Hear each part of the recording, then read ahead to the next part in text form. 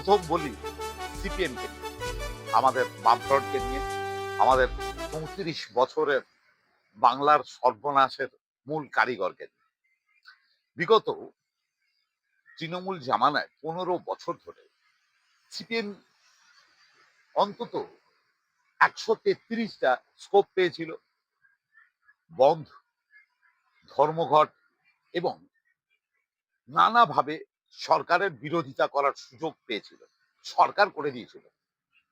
কোথাও সিপিএম এর কোনো প্রতিবাদ নেই, কারণ একেবারে সাফ সূত্র হয়ে গিয়েছে সিপিএমই আমাদের বর্তমান সরকারের বি টিম। এবারের ইলেকশনে সবচেয়ে বড় মজাটা দেখুন, সিপিএম কিন্তু কোথাও স্থায়ী সরকারের প্রতি কোনো প্রতিবাদের ভাষা, কোনো বন্ধ আন্দোলন বা কোনোভাবে কোথাও কোনো দেয়াল লেখা কোথাও কিছু করছে না। কারণ আমার মনে হয় একটা কাটমানি এরাও কিছু পায় বা বড় সড় রকমেরই হবে। না হলে অভয়া কাণ্ডে সিপিএম এর প্রতিবাদ ছিল না, শুরু করেছিল অবশ্য ওরাই, কিন্তু সেই শুরুটা ক্যাপচার করে নিল বিজেপি। এবং সেকেন্ড থিং, মন দিয়ে শুনবেন কথাগুলো, একটু জরুরি কথা।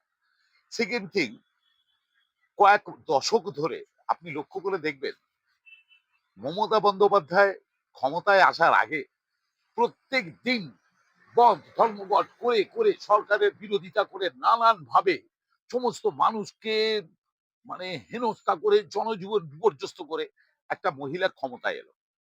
এটা আপনি অস্বীকার করতে পারবেন না। কিন্তু যা স্কোপ সিপিএম পেল, সিপিএম কিন্তু কোনোভাবেই কিছুতেই সেই সুযোগগুলো নিল না, বা তলে তলে টাকার ছকে আটকে গিয়ে টাকাটা পেল, আন্দোলনটা করলো না। সেই অর্থে বলতে গেলে অনেকেই বলছে যত কাজ হয়েছে বাংলায় একসময় সবই নাকি সিপিএম করেছে। কি কি কাজ হয়েছে? বহু কলকারখানা সিপিএম এর আমলে বন্ধ হয়ে গিয়েছে, ডানলপ, অ্যালকেমিস্ট, এছাড়াও বহু জুট মিল বহুভাবে নানান জায়গায় সিপিএম এর আমলে বন্ধ হয়ে গিয়েছে। সিপিএম এর আমলে যোগাযোগ ব্যবস্থার চূড়ান্ত একটা জায়গা ছিল ব্রিজ।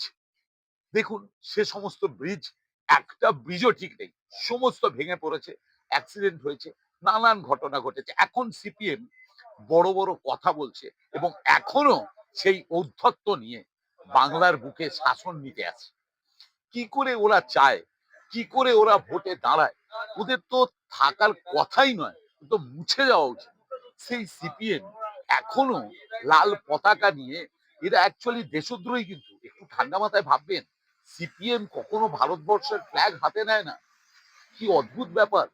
আজকে অনেকেই বলছে দীপশিতা জিততে পারে, মীনাক্ষী জিততে পারে। কোত্থেকে জিতবে? ওরা কি করেছে সারা বছর?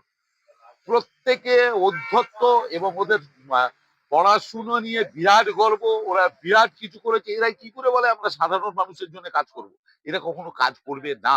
অতএব সিপিএম এর যে নতুন নীতি, আমরা একলা চলবো, একলা হাঁটবো, কংগ্রেসকে নিয়ে তাও কিছু ভোট পেয়েছিল গত ইলেকশনে, এবারের ইলেকশনে শুধু মাইনাস নয়, শুধু শূন্য নয়, মাইনাসের দিকে গড়াচ্ছে। সিপিএম যারা করছেন তারা যদি গালাগালি দেন, লিখে জানাবেন। ধন্যবাদ।